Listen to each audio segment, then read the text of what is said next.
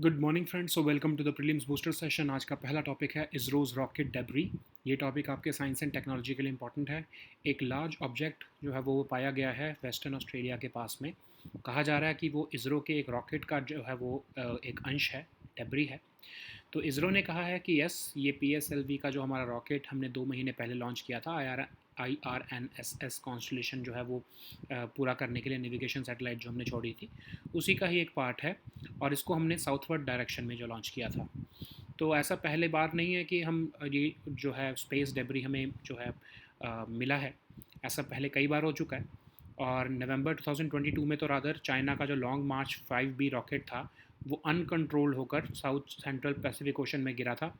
और मई 2021 में भी 25 टन चाइनीज़ रॉकेट जो है वो इंडियन ओशन में आके गिरा था। अब जो है इससे बहुत डेंजर्स रहता है लाइफ और प्रॉपर्टी को भी। 70% जो अर्थ का सरफेस है वो ओशन है। और क्योंकि ओशन में सबसे ज़्यादा गिरने के चांस होते हैं, तो इसलिए मरीन लाइफ को जो है ये थ्रेट कर सकता है। पोल्यूशन का भी एक सोर्स बन जाता है।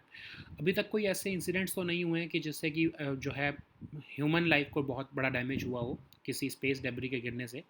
लेकिन ऐसा इम्पॉसिबल भी नहीं है, ऐसा हो भी सकता है। ठीक है। तो अनइनहेबिटेड एरियाज़ में जनरली जो है ये ड्रॉप होता है। लेकिन कई बार ऐसा जो है मिस्टेक भी हो सकती है या एक लापरवाही भी कह सकते हैं, जैसे हम चाइना के केस में देखते हैं कि हो सकता है आने वाले टाइम में ह्यूमंस को भी जो है इससे नुकसान पहुंच जाए। तो इसके लिए जो है रेगुलेटरी फ्रेमवर्क एग्जिस्ट करता है, जैसे convention on international liability for damage caused by space objects. ये जितनी भी स्पेस फेयरिंग कंट्रीज़ हैं वो इसकी सिग्नेटरीज़ हैं इस कन्वेंशन की। और स्पेस ऑब्जेक्ट्स को दूसरे स्पेस असेट से कोई खतरा अगर हो तो उससे डील करता है मोस्टली ये कन्वेंशन। लेकिन ये उस पर भी अप्लाई होता है कि जो फॉलिंग ऑब्जेक्ट्स अर्थ के ऊपर फॉल कर रहे हैं। और जो कंट्री लॉन्च किया, जिसने भी जो भी जो ऑब्जेक्ट जिसकी वजह से जो है डैमेज हुआ है, वो प्रॉपरली उसके लिए लाइबल होती है कंपनसेशन पे करने के लिए। अब एक और आपका है आउटर स्पेस ट्रीटी, जो यूनाइटेड नेशंस ने 1967 में अडॉप्ट की थी, peaceful use of outer space के लिए। और इसमें भी कुछ प्रोविजंस हैं स्पेस डेब्री और रिटर्न ऑफ स्पेस ऑब्जेक्ट्स को कुछ लेकर। और जो है इसमें कहा गया है, इसके जो प्रोविजंस हैं वो कहते हैं कि जो स्पेस एक्टिविटीज़ हैं वो लार्जर गुड ऑफ एवरीवन के लिए होनी चाहिए। और कंट्रीज़ जो है वो आउटर स्पेस को केयरफुली जो है वो स्टडी करें और रिस्पॉन्सिबली जो है किसी भी तरह का कोई पोल्यूशन ना उस जो है वो क्रिएट करे, हमारे प्लानट पे भी और आउटर स्पेस में भी। कोई जो है अदर सेलेस्टियल बॉडीज़ को जो है कोई हार्म नहीं पहुंचाना है। ठीक है। तो ऐसे कुछ जो है प्रोविजंस हैं इसके अंदर आउटर स्पेस ट्रीटी में। लेकिन प्रॉब्लम ये है कि ये लीगली बाइंडिंग नहीं है। ठीक है। तो उसी के लिए स्पेस डेब्री मिटिगेशन गाइडलाइंस जो है United Nations committee on peaceful uses of outer space ने जो है वो लॉन्च की थी। और ये 2007 में ड्राफ्ट की गई हैं। Non binding debris mitigation guidelines हैं। और इसमें ही जो है स्पेस डेब्री को कैसे मिटिगेट किया जा सकता है, कैसे सेफ डिस्पोजल किया जा सकता है, इसके बारे में बात की गई है। ठीक है। नेक्स्ट हम टॉपिक देखते हैं, ट्रांसलूनर इंजेक्शन। ये टॉपिक भी साइंस एंड टेक्नोलॉजी के लिए इंपॉर्टेंट है। इसरो ने रिसेंटली ट्रांसलूनर इंजेक्शन परफॉर्म कर दिया है चंद्रयान 3 का, ताकि अब वो एक स्लिंग शॉट की तरह मून की तरफ जो है वो चला जाए। तो ये क्रिटिकल मैन्यूवर होता है जो कि स्पेस मिशंस में जिसको जो है करना इंपॉर्टेंट हो जाता है। तो ये की स्टेप होता है लूनर मिशंस के लिए। इसमें होता क्या है कि आपको पता होगा कि चंद्रयान जब जो है वो लॉन्च किया गया था, तो ऐसा नहीं कि वो डायरेक्टली ही मून पर चला गया हो। पहले वो अर्थ के चक्कर लगाता रहता है, फिर एक टाइम बाद जब वो सफिशेंटली एक्सेलरेट हो जाता है, तब उसको जो है अर्थ के ग्रेविटेशनल पुल से बाहर फेंका जाता है एक तरह से। और इसमें जो है स्पेसक्राफ्ट का प्रोपल्शन सिस्टम जो है वो इस्तेमाल किया जाता है। उसके इंजन जो है वो एक्सेलरेट करते हैं स्पेसक्राफ्ट को अगेंस्ट दी अर्थ का जो है ग्रेविटी। और फिर जब वो अर्थ के ग्रेविटेशनल पुल से बाहर निकल जाता है, तब वो लूनर या फिर मून की तरफ जो है वो मूव होने लग जाता है। ठीक है। तो ऑफ कोर्स फिर ये अपनी journey to the moon start करता है और ये ट्रांसफ़र ऑर्बिट में एंटर करता है और एलिप्टिकल पाथ में जो है ये मून के ऑर्बिट में जो है वो एंटर कर जाता है। और ऑफ कोर्स एडिशनल मैनूवर्स भी इसको परफॉर्म करने पड़ते हैं ताकि ये मून पर जाके रुक भी जाए। ठीक है। तो ये ट्रांस लूनर इंजेक्शन एक बहुत ही क्रिटिकल फेज़ होता है किसी भी स्पेसक्राफ्ट के लिए, जब उसको अर्थ की ग्रेविटीज़ को छोड़कर बाहर निकलना होता है। ठीक है। नेक्स्ट हम टॉपिक देखते हैं अकीरा रैंसमवेयर। ये टॉपिक आपके सिक्योरिटी के लिए इंपॉर्टेंट है। तो सर्ट इन जो है उन्होंने एक रैंसमवेयर के लिए अलर्ट जारी किया है जिसका नाम है अकीरा। ये रैंसमवेयर जो है विंडोज़ और लिनक्स दोनों डिवाइसेस को जो है टारगेट कर रहा है। एक रैंसमवेयर क्या होता है? तो रैंसमवेयर एक मालवेयर है जिसमें जो कि आपके कंप्यूटर में आ जाता है और आपकी फ़ाइल्स को लॉक कर देता है। तो बेसिकली आप अपनी इंपॉर्टेंट फाइल्स को एक्सेस नहीं कर पाते हो। तो जो हैकर होता है जिसने मेलवेयर डाला है आपके सिस्टम में, वो आपको कहता है कि मुझे कुछ पैसे दो, तब मैं आपके जो है फाइल्स को डिक्रिप्ट करूँगा ताकि आप उसे जो है वो एक्सेस कर पाओ। ठीक है, तो सर्टिन ने बोला है कि बेसिक इंटरनेट हाइजीन को फॉलो करो, डेटा ऑफलाइन बैकअप बनाकर रखो ताकि आपका क्रिटिकल डेटा कॉम्प्रोमाइज़ ना हो जाए, अगर हो जाए तो आपको पैसे देने पड़े ऑफ कोर्स। और जो भी ऑपरेटिंग सिस्टम यूज़ कर रहे हो, नेटवर्क अपडेट जो आप यूज़ कर रहे हो, उसको रेगुलरली अपडेटेड रखो। ठीक है, इंडिया का साइबर सिक्योरिटी मैकेनिज़्म जो है, अगर हम देखें तो इंडिया में लगभग 14 लाख के करीब साइबर सिक्योरिटी इंसिडेंट्स हुए साल 2022 में। India third in the world रहा, जो कि कंट्रीज़ साइबर क्राइम के विक्टिम रही हैं। इंडिया के पास कोई भी ऐसा dedicated cyber law at present नहीं है। तो अभी हमारे पास आईटी लॉ है जो कि लीगल रिकग्निशन देता है और प्रोटेक्शन देता है हमारे ट्रांजैक्शंस को, इलेक्ट्रॉनिक डेटा से जो भी ट्रांजैक्शंस हम करते हैं। इंफॉर्मेशन सिक्योरिटी के ऊपर भी जो है ध्यान देता है, और ये पूरे के पूरी कंट्री पर ही एक्सटेंड होता है। अब देखते हैं कि नेशनल साइबर सिक्योरिटी पॉलिसी 2013 में आई थी। ये भी एक पॉलिसी फ्रेमवर्क है डिपार्टमेंट ऑफ इलेक्ट्रॉनिक्स द्वारा दी गई, ताकि पब्लिक और प्राइवेट इंफ्रास्ट्रक्चर को साइबर अटैक से कैसे जो है हम प्रोटेक्ट कर सकते हैं। तो इसमें पर्सनल इन्फॉर्मेशन को सेफगार्ड करने के भी प्रोविजंस हैं। ठीक है, तो अब हम कौन से देखें कि इंस्टीट्यूशंस हैं हमारी कंट्री में जो साइबर सिक्योरिटी से डील करते हैं। तो पहला तो सबसे इंपॉर्टेंट है सर्ट इन, जिसको 2004 में बनाया गया था। नोडल एजेंसी है cyber security threats like hacking और फिशिंग से डील करने वाली।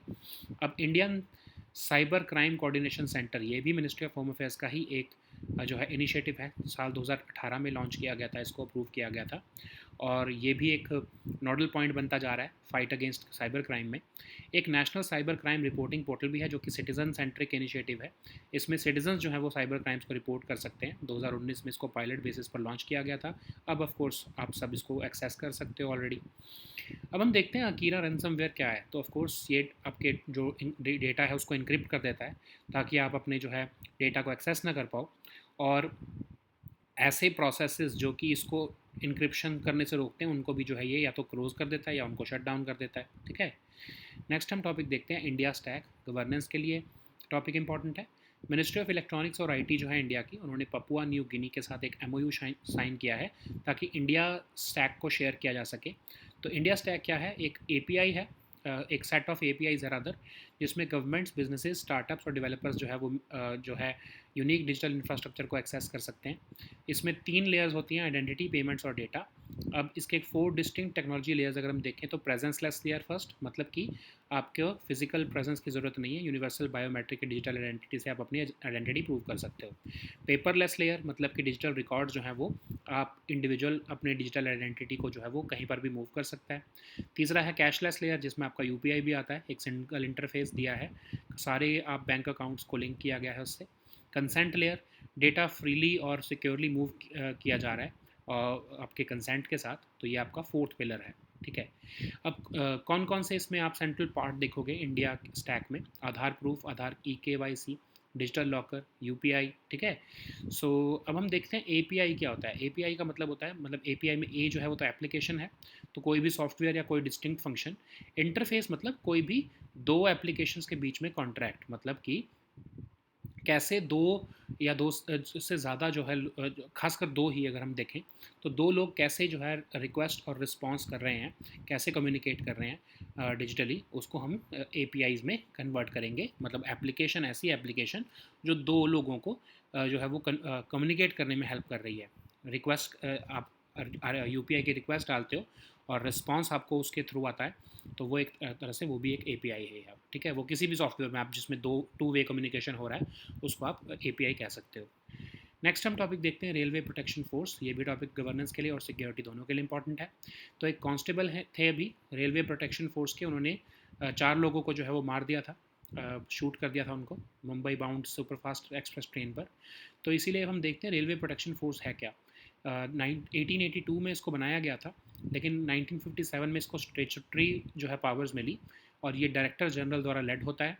रेलवे की प्रॉपर्टी को प्रोटेक्ट और सिक्योर करने का इनका जो है वो काम होता है। तो गवर्नमेंट रेलवे पुलिस क्या होती है? ये ऑफकोर्स डिस्ट्रिक्ट पुलिस फोर्स का ही पार्ट होती है, और ये स्टेट गवर्नमेंट को रिपोर्ट करती है, आरपीएफ के साथ ही मिलकर काम करती है, और क्राइम जो है रेलवेज़ के ऊपर उसको प्रिवेंट करना और डिटेक्ट करने का काम करती है। नेक्स्ट हम टॉपिक देखते हैं लोकमान्य तिलक नेशनल अवार्ड। ये टॉपिक आपके आर्ट एंड कल्चर के लिए इंपॉर्टेंट है। पीएम मोदी को recently Lokmanya Tilak national award जो है वो दिया गया है उनकी विजिट पे पुणे में। तो ये अवार्ड 1983 में तिलक स्मारक मंदिर ट्रस्ट इस जो है ऑर्गेनाइजेशन ने बनाया था। हर साल 1 अगस्त को जो है ये दिया जाता है, जो कि डेथ एनिवर्सरी है लोकमान्य तिलक की। और जो भी जिस भी लोगों ने रिमार्केबल या एक्स्ट्रा ऑर्डिनरी कॉन्ट्रीब्यूशन किया है उनको ये दिया जाता है। तो लोकमान्य तिलक कौन थे? तो एक prominent Indian nationalist, freedom fighter, social reformer और पॉलिटिकल लीडर थे। One of the prime architects of modern India. Strongest advocate थे ये स्वराज के। इन्होंने कहा था स्वराज जो है मेरा जन्मसिद्ध अधिकार है और मैं इसको लेकर रहूँगा। तो उनको हम रेडिकल नेशनलिस्ट भी मानते हैं। ब्रिटिश गवर्नमेंट ने उनको फादर ऑफ इंडियन अनरेस्ट का जो है वो नाम दिया था। इंडियन नेशनल कांग्रेस पार्टी को उन्होंने 1890 में ज्वाइन किया और उन्होंने जो है all India home rule league को भी जो है बनाने में हेल्प किया था एनी बेसेंट का। उन्होंने अपनी खुद की home rule league Maharashtra, central provinces और कर्नाटका रीजन में बनाई थी। बहुत ही बढ़िया राइटर और जर्नलिस्ट भी थे। केसरी नाम का जो है न्यूज़पेपर चलाते थे वो मराठी में, और उसको बाद में मराठा कर दिया गया इंग्लिश में। और उनके कुछ लिटरेरी वर्क्स जो हैं वो the Arctic home in the Vedas और श्रीमद् भागवत गीता रहस्य। पावर ऑफ एजुकेशन में बिलीव करते थे, इसीलिए उन्होंने डेक्कन एजुकेशन सोसाइटी भी बनाई थी 1884 में। और उन्होंने फर्गसन कॉलेज और न्यू इंग्लिश स्कूल भी जो है बनाने में हेल्प किया था। सोशल रिफॉर्म के भी वो है बहुत ज़्यादा एक तरह से फेवर में थे। और जो है untouchability, child marriage, education for women, इन सब के ऊपर काम करने के लिए वो सपोर्ट देते थे। आपको याद होगा बिपिन चंद्र पाल, लाला लाजपत राय उनके साथ के ही लीडर्स थे, तभी हम इन तीनों को जो है वो लाल बाल पाल कहते हैं।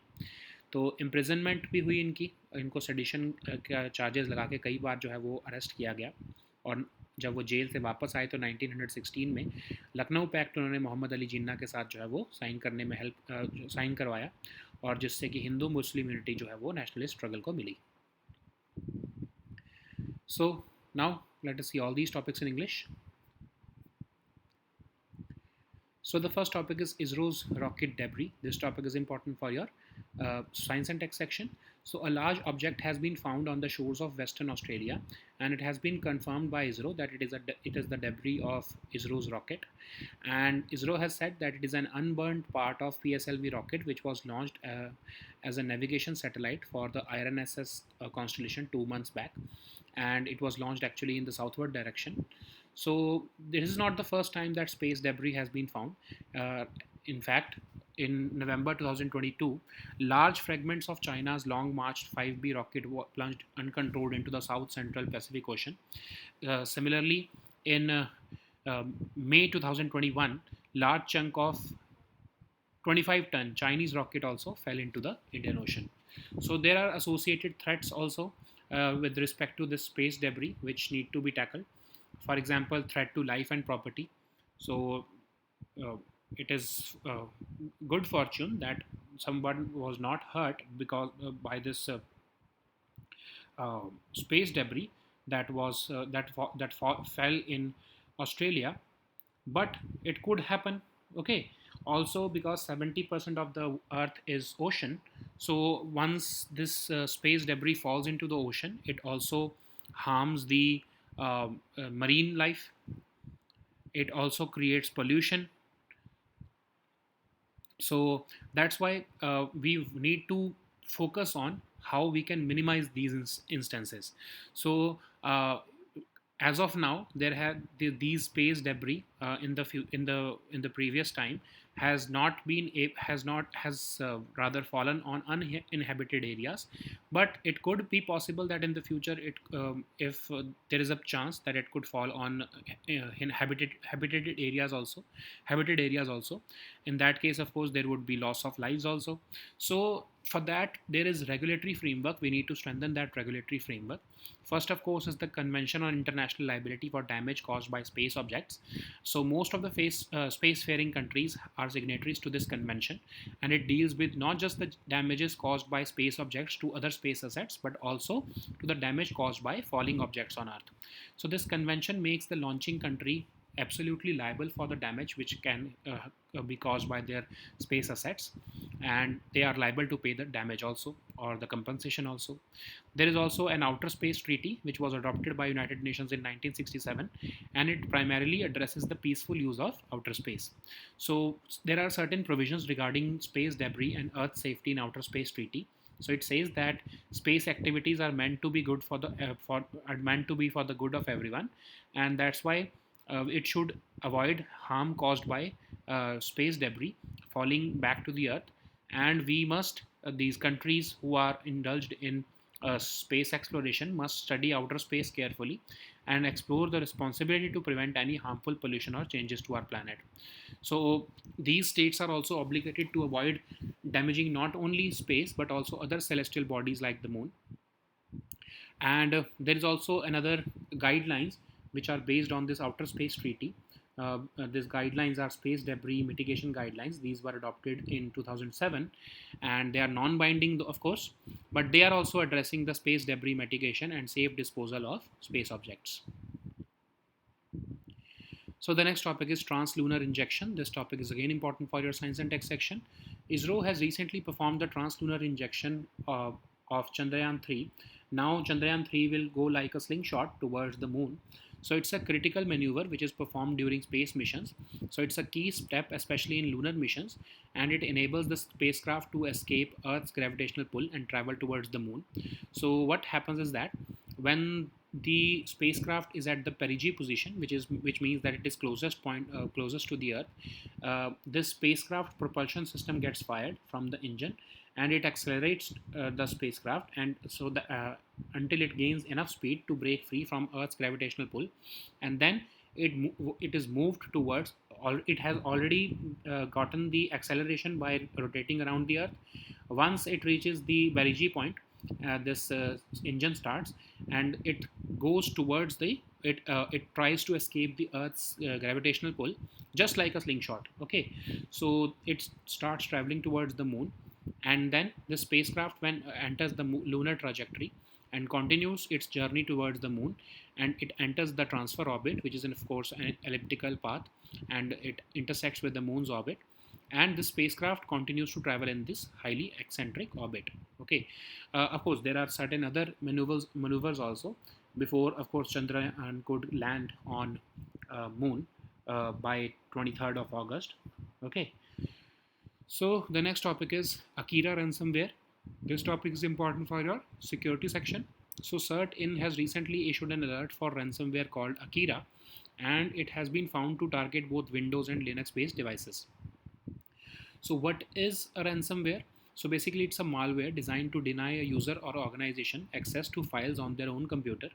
So generally what happens is that once a ransomware attack happens, your computer gets locked, or certain files which are important to you gets locked, and the hacker who has sent that ransomware starts demanding money, that you pay me this much amount, otherwise I will not remove the password from these files. Okay, so CERT-In is saying that users should follow basic internet hygiene and protection protocols.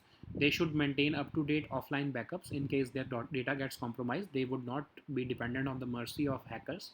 So all operating systems and networks should also be updated regularly. So India is ranked third in the world among top 20 countries being victimized by cyber crimes, yet we do not have any dedicated cyber law. Okay, so we have this IT law of 2000, and it gives legal recognition and protection for transactions. It also focuses on information security, and there is also National Cyber Security Policy of 2013, which was framed by Department of Electronics, and it aims to protect the public and private infrastructure from cyber attacks, and also intends to safeguard information such as personal information, financial and banking information, and sovereign data. So what are those institutions which are involved in cybersecurity in India? So CERT-In, of course, has been operational since 2004, and it is the nodal agency which deals with cybersecurity threats like hacking and phishing. There is also Indian Cyber Crime Coordination Center, which is an initiative by the Ministry of Home Affairs to combat cybercrime, and this was approved in October 2018. There is also National Cyber Crime Reporting Portal, which is a citizen-centric initiative to enable citizens to report cyber crimes, and it was launched on a pilot basis in August 2019. So what is this Akira ransomware? Of course, it has been designed to encrypt data in such a way that it it cannot be copied on other affected devices, and it closes any process or shut down any service which make stop it from encrypting files on the affected system. So the next topic is India Stack. This topic is again important for your governance section. So Ministry of Electronics and IT has recently signed an MOU with Papua New Guinea government for sharing India Stack. So it is basically a set of APIs which allows governments, businesses, startups and developers to utilize a unique digital infrastructure. And India Stack consists of three layers of open APIs: identity, payment and data. So there are four distinct technology layers which are provided by India Stack: presenceless layer, in which you can give your universal biometric digital identity instead of proving yourself physical in a physical form. There is also paperless layer, where digital records move within an individual's digital identity. There is also cashless layer, which is of course best represented by UPI. There is also consent layer, where the data moves freely and securely in the democratized market. So there is what are the components of India Stack? Aadhaar proof, Aadhaar eKYC, digital locker, unified payment interface. So what is an API? API is basically API consists of the word application, which is any software with a distinct function, and interface basically means how two people are communicating using requests and responses. So these are the applications which act as interface between two communicating agents. Okay. So the next topic is Railway Protection Force. This topic is again important for your governance section. Recently, a constable of Railway Protection Force has allegedly shot and killed four people on Mumbai-bound Superfast Express train. And RPF, you know that it dates back to 1882, and it was declared as a statutory force in the year 1957 by the government through the Act of Parliament. It is led by a Director General, and it is tasked with the mandate to protect and secure railways property, passenger areas, and the passengers themselves. Then, what is GRP? Government Railway Police is a part of District Police Force, which reports to the state government, and it works alongside the RPF to prevent and detect crime on railways. So the next topic is Lokmanya Tilak National Award. This topic is important for your art and culture section. PM Modi has recently been honored with Lokmanya Tilak National Award on his visit to Pune, and this award was instituted in 1983 by Tilak Smarak Mandir Trust, and it is given every year on 1st of August, that is the death anniversary of Lokmanya Tilak. So who was Lokmanya Tilak? He was a prominent Indian nationalist, freedom fighter, social reformer and political leader, and he is considered as one of the prime architects of modern India. He was the strongest advocate of Swaraj, or self-rule for India. That's why he's known for his slogan, Swaraj is my birthright and I shall have it. He is considered as a radical nationalist, and British government termed him as the father of Indian unrest. He joined the Congress Party in 1890, and he also helped in founding the All India Home Rule League with G.S. Khaparade and Annie Besant. So he also started his own home rule league in Maharashtra, Central Provinces, and Karnataka region. So he was a prolific writer and journalist, and he used his newspaper Kesari and later Maratha to disseminate nationalist ideas. Some of his notable literary works include The Arctic Home in the Vedas and Srimad Bhagavad Gita Rahasya. So he believed in the power of education, so he established the Deccan Education Society in 1884 in Pune, and this society founded the Ferguson College and the New English School later. He was also an advocate of social reform, and he supported the eradication of social evils like untouchability, child marriage, and he also promoted education for women. Some popular leaders like Bipin Chandra Pal and Lala Lajpat Rai were his political companions. That's why they are known as Lal Bal Pal. And he was arrested multiple times for sedition by the British government. And in 1916, he concluded the Lucknow Pact with Muhammad Ali Jinnah, which paved the way for the Hindu-Muslim unity in the nationalist struggle. Okay, so these were our topics for today. We'll meet next time with new topics. Until then, goodbye and take care.